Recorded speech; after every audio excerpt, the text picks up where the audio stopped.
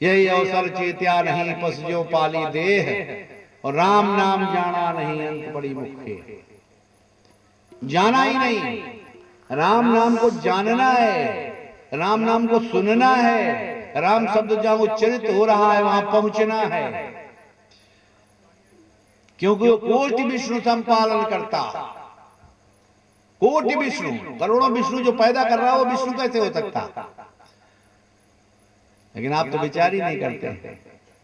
आपको जो कुछ पता चल गया बोला बस इतना ही बहुत। उसकी चर्चा बृहत रूप में की है, बालकांड से लेकर के और उत्तरकांड तक बार बार की है। और शंकर जी कह रहे हैं जब तक जागोगे नहीं तब तक रस्सी और सर्प में अंतर कैसे जानो? वो आंख कहा आंख ही नहीं है, नैन ने संत दरस नहीं देखा, लोचन मोर पंख जिम लेखा।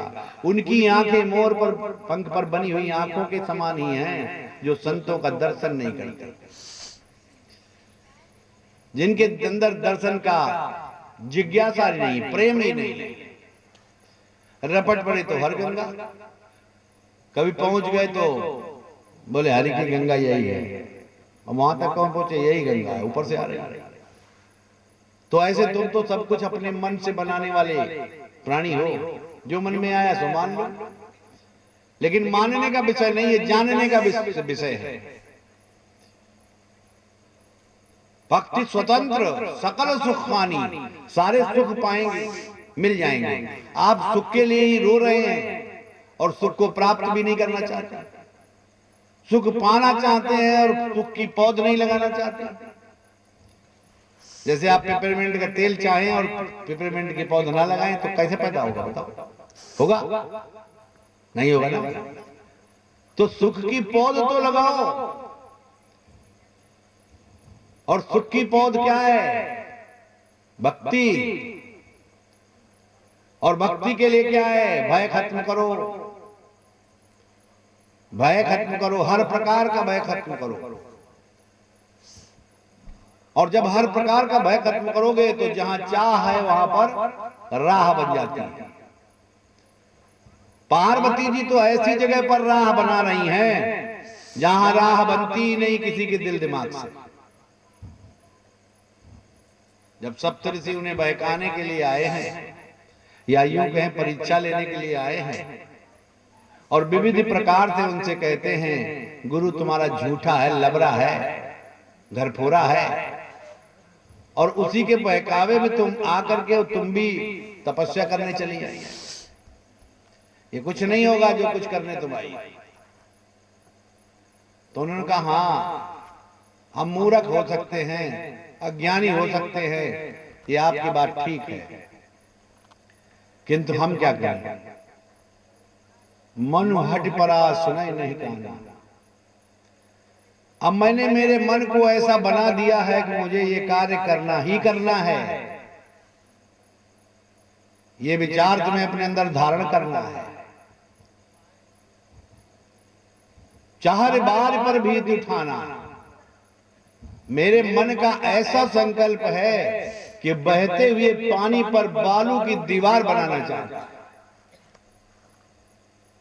विचार करो, बहते हुए पानी पर बालू की दीवार बनाना चाहता है। इतना दुर्लभ कार्य हमारा मन करना चाहता है, लेकिन गुरु ने कहा है इसलिए हम अवश्य करेंगे इसे। और ये करोड़ों जन्म तक करेंगे। तुम तो एक जन्म, एक महीना, एक साल भी नहीं करते, वो करोड़ों जन्मों के लिए करने के लिए तैयार हैं। क्योंकि भक्ति का काम एक बार करने के बाद फिर किसी दूसरे कार्य को करने की जरूरत रह ही नहीं जाती, आवश्यकता ही नहीं। बालू की दीवार। और अभी नवंबर में मैंने बालू की दीवार दिखाई लोगों को बहते हुए जल से निकाल के। बालू की लोगों ने देखा तो कहा हाँ बालू की भी दीवार बन गई। यानी बालू की भी चट्टानें बन जाती हैं नदियों में, बड़ी बड़ी चट्टानें, और इतनी मजबूत हो जाती हैं कि फिर वो टूटती नहीं है। उसमें बहुत सारे लोग खड़े रहते हैं, टूटती नहीं। तो पार्वती जी ने जो कहा था उसकी सत्यता है। और जब तक व्यक्ति इस चीज का विचार नहीं करता है, मजबूती नहीं आती, दृढ़ता नहीं आती, और हर बात के लिए दूसरे को जिम्मेदार कर देता है। मेरे पिताजी ऐसे हैं, मेरे माताजी ऐसे हैं, मेरे पति जी ऐसे हैं, मेरी पत्नी जी ऐसे हैं, मेरा पुत्र ऐसा है। सिर्फ और सिर्फ तुम जिम्मेदार हो, कोई ऐसा नहीं है। प्रहलाद का पिता कैसा था?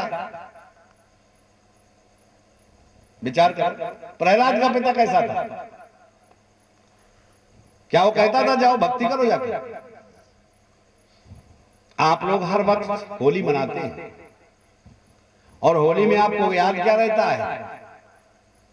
गुजिया याद रहती है, गुजिया खानी है, होली याद, खूब मुस्कुराते और ठहाका लगाते हो एक दूसरे से, कहना यार गुजिया खानी है। बोले भाई आप घर में तो बना नहीं पाती हैं, क्यों काम बहुत है, चलो तुमको किसी दिन बाजार से लाके खिला दे। पहले लोग घरों में बना खिलाते थे, अब रेडीमेड लाके खिला देते, सड़ी गली ना जाने कब की बनी हुई, और लोग मुंह बना खाते खाते बहुत महंगी वाली है, लेकिन अगर ताजी खाओ तो उसमें बदबू लगेगी।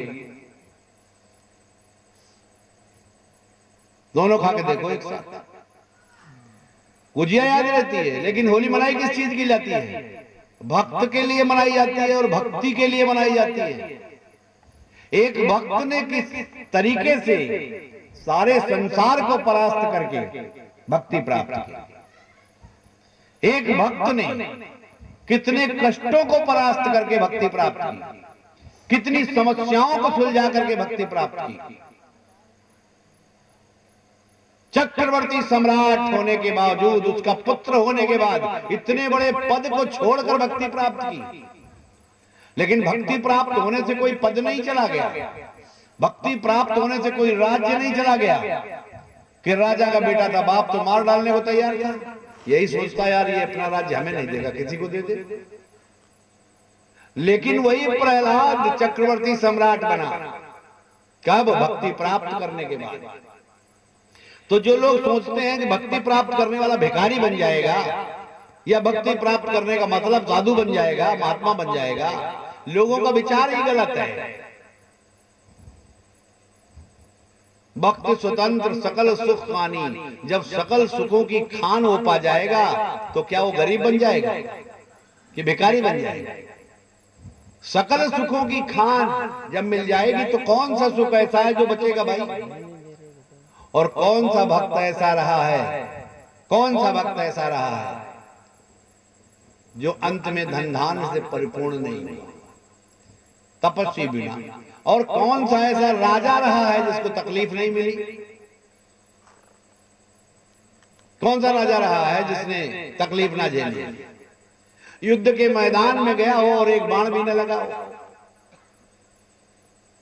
तुम्हें तो कांटा भी लग जाता है तो बोले क्या? बोले आने वाले थे साहब, क्या बताएं, कांटा लग गया, थोड़ा बीमार हो गए, थोड़ा जुकाम हो गया, थोड़ा हल्का बुखार आ गया। और कोई कोई तो इतने महारथी हैं, बोलते बादल हो गया इसलिए नहीं आया। बादल हो गया, वो अपने अंदर से निकल करके बाहर में चले गए, बोले ये बाधा है। और रामचरितमानस क्या कह रहा है? रामचरितमानस कह रही है कि भक्त का रास्ता ब्रह्मा विष्णु महादेव और इनकी समस्त माया भी मिलकर के उसके रास्ते को रोक नहीं सकती।